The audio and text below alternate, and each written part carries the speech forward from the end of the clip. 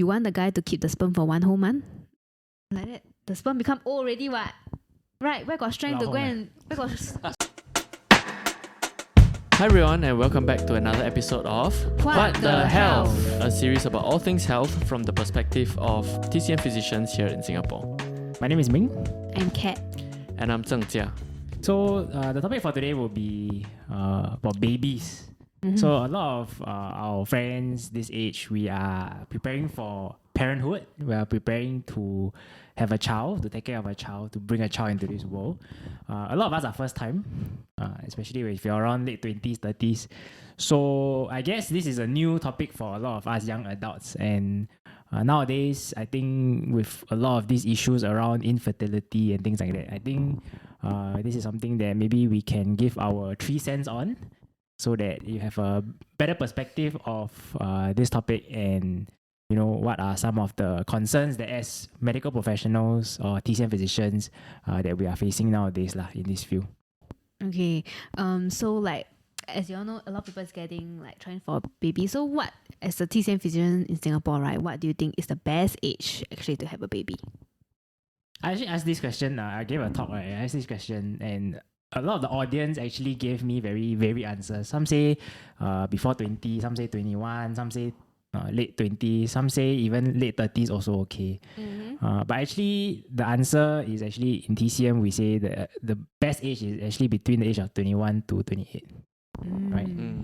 So we have this scripture that I don't know if it's easy to understand, but 三七肾气平均故真牙生而长己，四七筋骨坚发长己身体盛壮，五七阳明脉衰面失焦发失堕。 Okay, so What does it mean? to conclude, this is just saying that Santi is probably when we are for females when we are 21 years 3 times old. 7. Yes, correct. This is when our kidney qi is very balanced, and then it's everything is starting to grow and mature. And then when 四七, which means when we are 28 years old. 4 times 7. Yes, correct.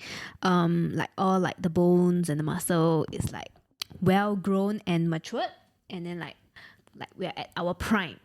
Okay, so that's the best age. 28 years old. Okay. Yeah. Mm-hmm. So I think one thing about TCM is we use the kidney as the marker for, or the organ that's in charge of our reproductive system lah. Yeah, so that's why they talk about, you always hear a lot about 肾虚 or kidney deficiency with regards to infertility and all this kind of thing. So when Kat just now mentioned 三七 21, our kidneys are strong. So it means that the kidney qi is the most mature, and ready for pregnancy lah. Okay, so why we touch on this topic, because according to the statistics, okay, Singapore birth rate is on the lowest in the world. It's 1.05 per family lah. This was reported last month, and apparently this is the lowest there has ever been in Singapore's history. 1.05, one of the lowest in the entire world. Yeah, the lowest I saw was South Korea. 0.8. South Korea has a reproductive rate of 0.8, so that's really low. Singapore is not that far off if you compare it that way. Yeah, so I mean, from what I understand from my friends and peers, I would say it's still about 50-50. Some of them want, some of them don't want. Maybe some of them want, but maybe not so early lah. Yeah, so I guess why we brought this topic of age is that because as we are getting married later and trying for kids later, there comes a lot of problems with this kind of arrangement. Yeah, so maybe you can talk about first, why do you think this is happening? Why do you think as young adults we don't want kids so early, or we're pushing back this thing? Okay, so I think one big contributing factor is the cost of living. Especially in the last year or so, inflation has been quite ridiculous lah. Yeah, it's a bit high.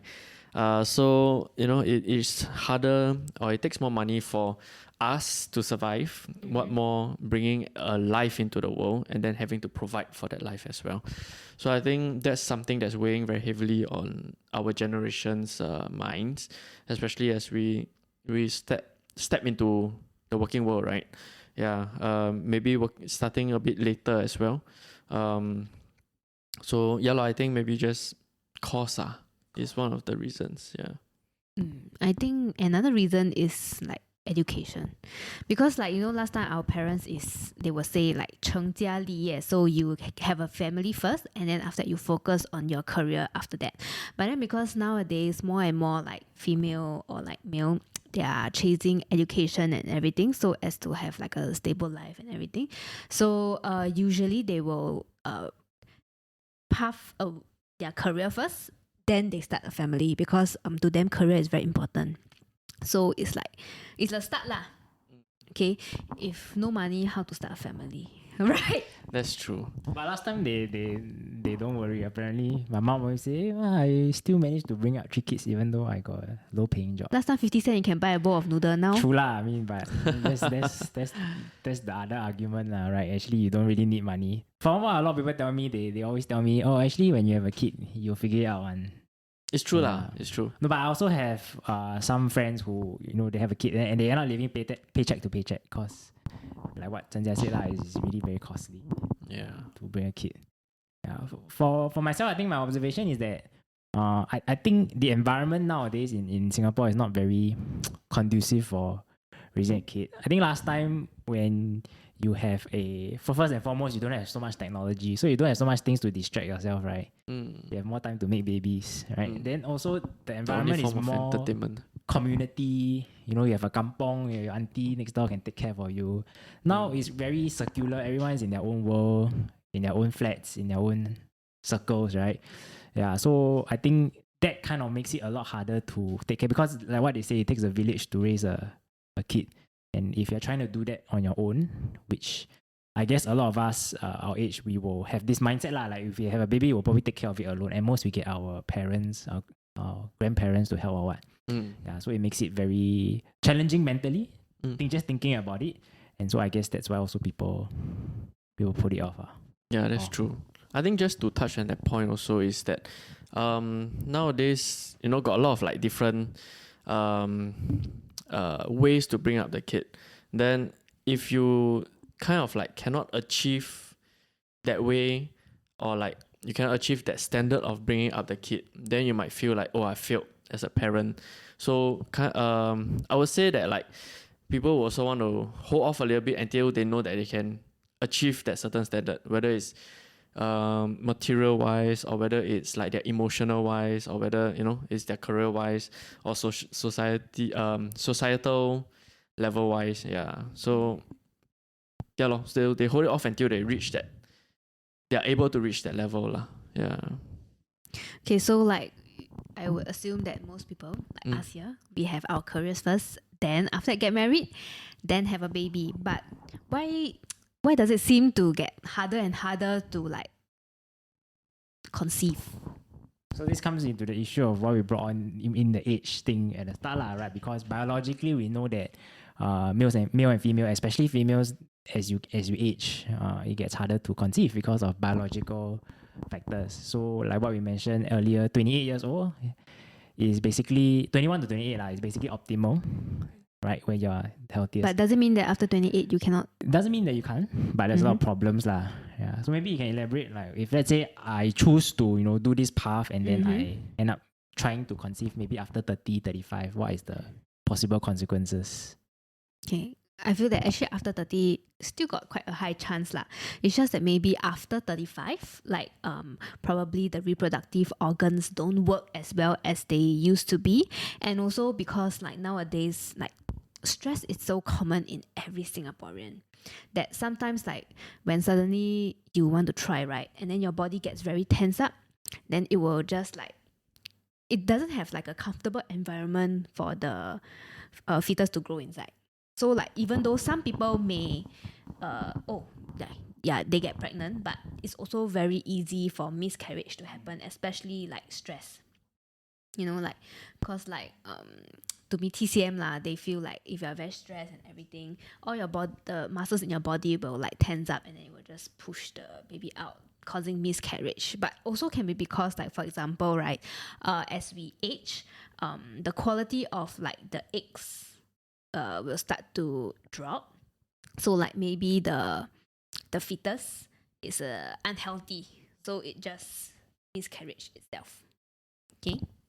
Also, just to touch on this point about stress, I think I've mentioned it before lah. So how you can understand it very simply is when you are stressed, your body is not so concerned about growing a baby, right? When you're stressed, your It's body just trying to survive. is trying to survive, right? Your heart is pumping faster. You know, your mind is more alert. Your blood is your sensory organs are heightened, right? Because you want to sort of be in that alert state to deal with stress. But if it's chronic and it's long term, you don't switch off this response, your ability to grow the fetus or your ability to nourish that reproductive aspects, right, will be compromised because your body is not prioritizing that over the stress response. Yeah, so that's how you can see is as someone who is chronically stressed, like most of us are, it will have an impact on fertility and also then if you do get pregnant, the health of the baby eventually. Yeah. And also, I guess not many people talk about it, but there are some medical conditions like PCOS, which causes infertility. It doesn't mean that people with PCOS cannot get pregnant. It's just that the chances of them getting pregnant as compared to a usual female is lesser. Because let's say, for example, if I am a normal female that is menstruating every single month and is very regular, and I am ovulating on like a regular basis, the chances of me getting pregnant in a year is 12 times. But for some people with PCOS, with like delayed menses, so usually like maybe 3 to 4 months or 2 to 3 months, then come one time. So instead of 12 times a year, the chance, right, become like maybe 3-4 times a year only. So it's like the window that you can try to conceive is like much shorter, and sometimes like you may not even be able to catch when you are ovulating because like your menses is so irregular that you don't know when you are ovulating. And another thing also is apart from like what Katrin said about miscarriage, I think the risk of genetic deformities and genetic defects, so like autism, Down syndrome, as you age, because the quality of your eggs and sperm decline, there's also a much higher risk lah. So I mean, there's a lot of barriers, right? It's not you don't like we always say that like this person just get knocked up and get a baby very easy, but sometimes for a lot of people it's actually not so easy. You have a hard time conceiving, number one. Number two, you conceive really, you don't know whether you'll get bring the pregnancy to completion. Then you bring the pregnancy to completion, you're worried about whether or not the kid has any genetic deformities or defects, right? So it actually, if you think about it, it's very stressful lah, right? So but the reality is the longer you wait to get try, then the more of these problems you will end up facing lah. Yeah, and that's why most people above 30, you realize that they end up going for fertility treatments, IVF, IUI, which end up being very traumatizing as well as costly as well. So how can TCM help, or how does TCM understand like this kind from like organs kind of perspective? Yeah, so just now we mentioned about the kidney. Yeah, so kidney in Chinese we call it 先天之本. Is basically our what essence. we are given from our parents, right? So this is the essence that is passed down to us, and it's also the essence that we will pass down to our kids, and it's something that it cannot be changed. Correct. It's fixed lah. So you can think of it as like our egg, our sperm, our genetic data, these kind of things, right? And so this kidney is very important in this area of fertility. So maybe you can elaborate on any symptoms relating to deficiency in this area, or anything that people can look out for to see if they have any imbalances in this system. I think the kidney is one organ that is a bit more unique. So in TCM, there's the yang and then there's the yin. So most organs only have like yang, or they only have yin. But the kidney, it has yang, both yang and yin. And so the conditions that I guess the deficiency in the kidneys would be not enough yang, or yang deficiency. And then there's yin deficiency as well. And then there's also one more, that's qi deficiency. Yeah, so but I think across all of this, the common symptoms would be like lower back pain, or lower limb weakness. Yeah, maybe ringing in the ears, urinary incontinence or frequent urination or nocturnuria. What else? Anything else? Fatigue, Fatigue. chronic fatigue. Yeah, chronic fatigue. For females, especially relating to the reproductive health, Right. right? Like what can you say?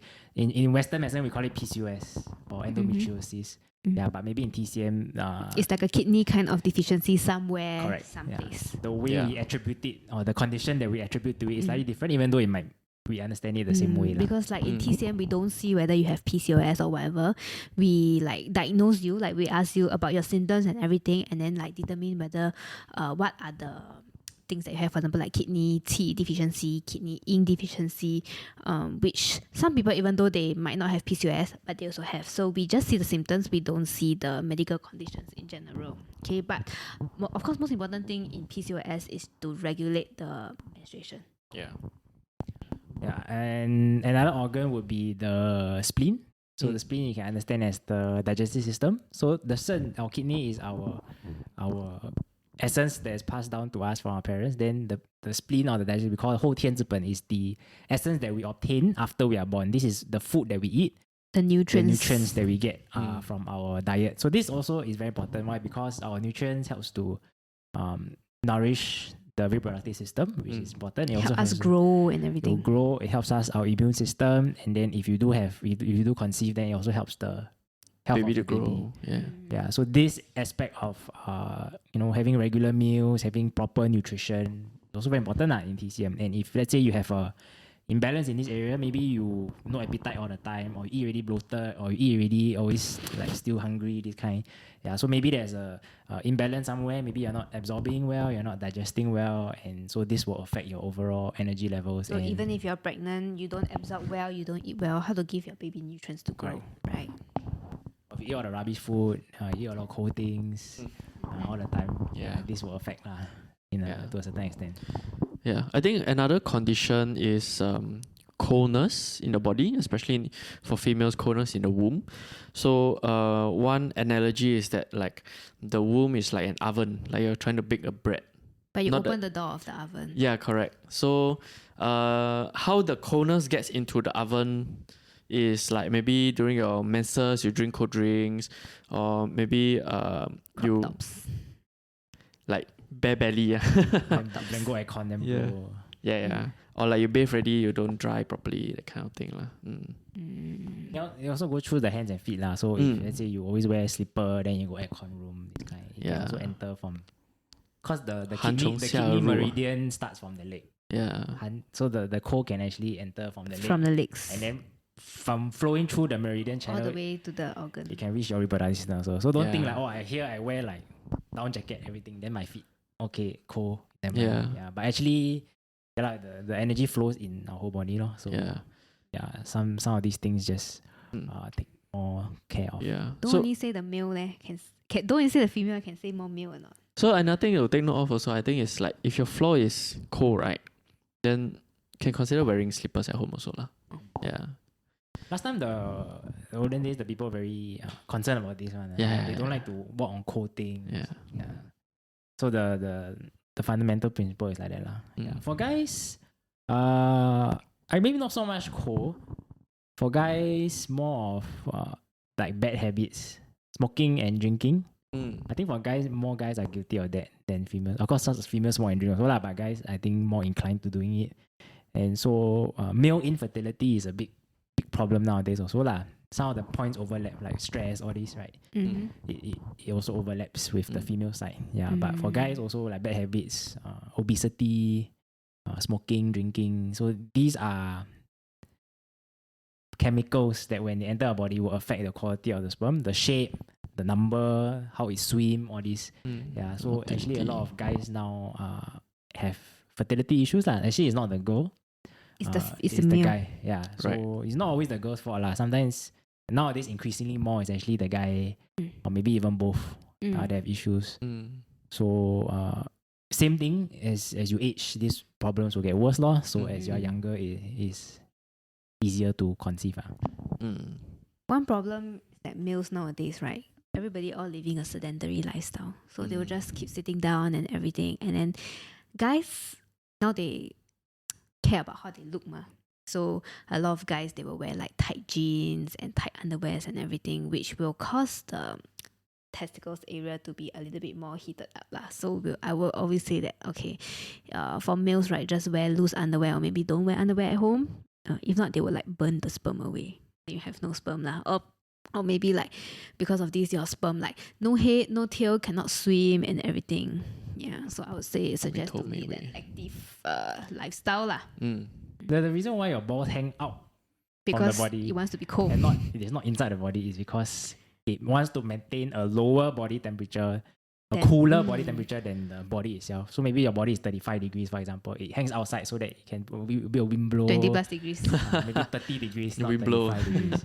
Yeah, so on that theory itself, you know that you probably shouldn't squeeze it too much. You shouldn't wear too tight clothes. You shouldn't bathe too hot water. Go and go sauna all this for too long. These are all factors that will really affect quality of sperm. So yeah, I mean, to some who is really fertile, it doesn't really matter lah. But those who are actually actively trying to conceive, is something that you should take note of. Okay. Yeah. One more organ also that we didn't mention is the liver. Liver is the organ that governs our emotions in TCM. It helps to store blood as well. So blood is important for women's health, for the period health and everything. And then also it controls the regulation of qi, of energy. So it regulates stress and things like that. Yeah. So having good liver function is also important. So if, for example, if someone is chronically stressed, we might say that, okay, this person's liver energy is not flowing too well. 肝气 郁结.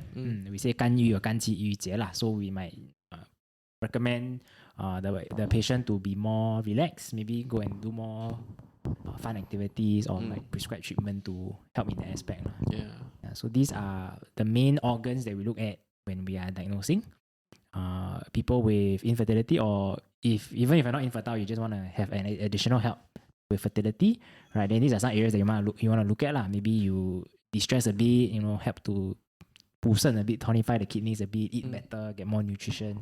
Yeah, so these are areas that you might want to take note of lah. If let's say you might not be infertile, but if you are trying, then these are some of the areas that you can take note of. So what are some tips for those who are trying to conceive for both males and females? Any? We talk about some already lah. Like the guys don't wear all these tight clothes. Yeah. I think for females, very important is if you want to conceive, you must lah, but you should have a regular period. Yeah. Yeah. So maybe you can elaborate more on that point about the importance of having your menses regulated. Okay, so most Singaporeans like to drink cold drinks. So this will have like cause cold womb syndrome, which means your 子宫 too cold. So sometimes if your womb is too cold, right, it might delay your menstruation, or like during your menstruation you will see a lot of blood clots, which is not healthy. So we have to keep the wombs like warm so that it can regulate all the blood, all the qi and everything that is needed. And then also, when you're pregnant, right, the womb needs to be warm to keep the baby functioning and There's alive. like an oven lah. You must keep correct. the bread baking. You cannot bake halfway then you off the switch. Then the bread Yes. Does it work that way? That was the bread. Yes. Put the bread inside. Put the bread I inside. never baked bread before, but I think that's the... Yes. So usually in TCM, right, people will do acupuncture. So there are certain acupoints on our body that helps to stimulate and regulate the qi and like the spleen, okay, of like not only for like the womb area, but it's for like The entire health in general. Yeah. Like to 调理, regulate your whole body. Especially the three main organs that you talk about. The kidney, liver, spleen, and kidney, spleen, and liver. Yeah. So if you come for these kind of issues, then these are normally the three organs that we will target lah. Yeah. Yes. So like acupuncture, it also helps to stimulate the follicle production. So especially for females with like PCOS, because PCOS is a lot of like eggs, but then they just cannot mature out. So when these kind of things happen, acupuncture will help to stimulate the growth of like the follicles so that it can go out of the ovary, and then like you can the sperm will be the egg lah. Yeah, so that is where acupuncture comes in. And also it also helps with like by regulating your whole body, right? It keeps your hands and legs actually quite warm. So like you feel like you have more energy and not like so sluggish every single time. Also like there is also moxibustion, like ideal to help with like the womb. So you just put in front of like the belly button and then like heat up the womb area lah. Okay. But then moxibustion, if you don't know how to do, then don't know how to do, because some people can get burns from it. So medication, herbal medication, yeah. So medication, acupuncture, and moxibustion. I think these are the three more commonly used ones. Probably not cupping or tuina lah. More not so commonly used. Yeah. So these are areas that in TCM, if you do need help in these areas, then these are some of the methods that we will use to help you to help you to bring your period back optimally. For guys also can do. We can also use to tonify the reproductive function. At the back. Yeah, it can also use to increase the quality of the sperm. And so guys can do together with females as well lah, especially if you know that the guy has certain issues. Yeah. So fertility. What is the common methods to try? Like what is the timing? Timing How often do we try? Actually, as a guy, I didn't know anything about this last time. Yeah. Yeah, because last time it's just like, you just do when you want, then if you hang, then you kena lah. But actually now there's a bit of science to it lah. Yeah, there's this thing called the ovulation period. So this ovulation period is when the female actually releases the egg, right? And it only happens once a month for about 24 hours ish. Yeah. So actually, there's only basically one day in a whole month that if you hit, then you can get pregnant lah. There's a chance. Yeah. Anything outside of that, you very low chance to get pregnant. Yeah. So but to help chances, the sperm can stay inside the uterus for a few days, right? Few days. Yeah. About This one 4 to depends. 5 4 days. to 5 days. But 4 to then 5 days. This one depends. yeah, it depends. I think Because, nowadays with our lifestyle, Depends on the it's strength very of little. I think my sperm. sperm die very fast one. Yeah. And I think that I didn't know also was that the fertilization doesn't take place in the uterus. It takes place in the fallopian tube.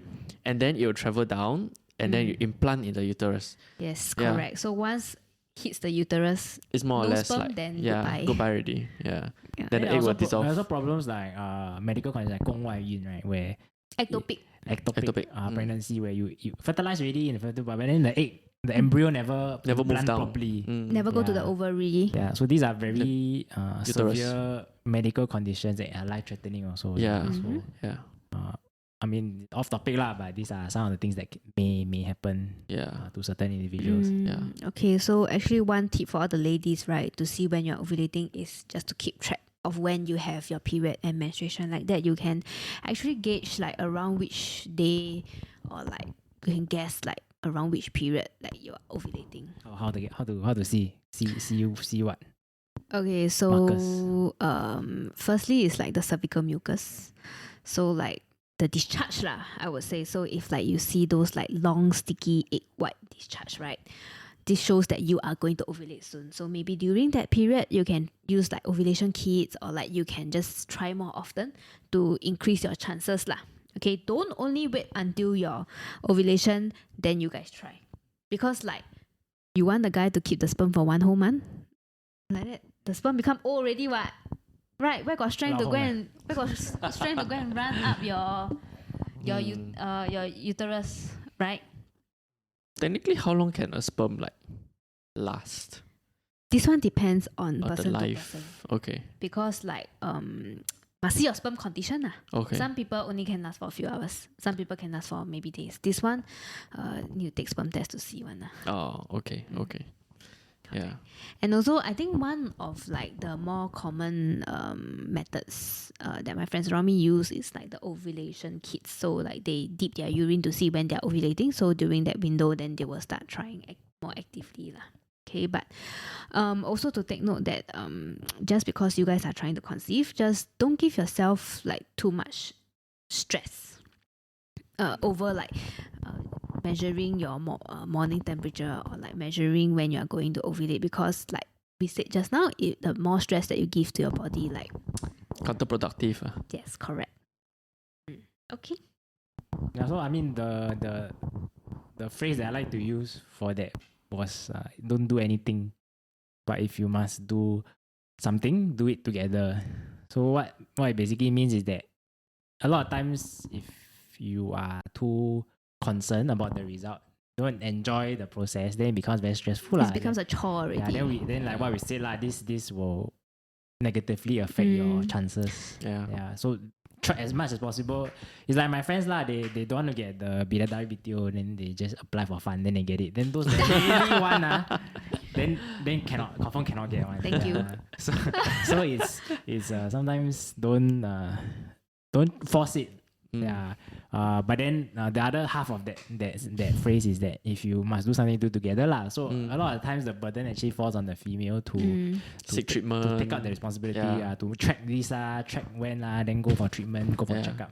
But having a baby is a two-man job, so as much as possible the guys also must be along with the journey, because it's a very emotionally challenging journey for the female, especially if you have determined that there's some problems here and there.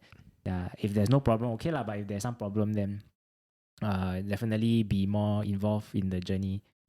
Whether it be to go for appointments together or just check up with the status or things. Yeah, it will help emotionally, and like what we keep saying, emotionally, then it will affect your physical health as well. Yeah. I think that's all for this episode. Anything else you want to add? No, not for now. Nope. Yeah, I think moral of the story. Don't stress yourself. Yeah. And start early. Start early, yes. Enjoy the process. Don't wait until you want to like conceive ready, then conceive, because by the time usually too stressed, then you will give yourself more burden, and then after that you guys will only be having like sex when you are ovulating, which is not what a relationship is supposed to be lah. Yeah. Okay, that's all for today. So please See you next week. start early. Okay. No stress. Bye. Okay, bye. Thank you.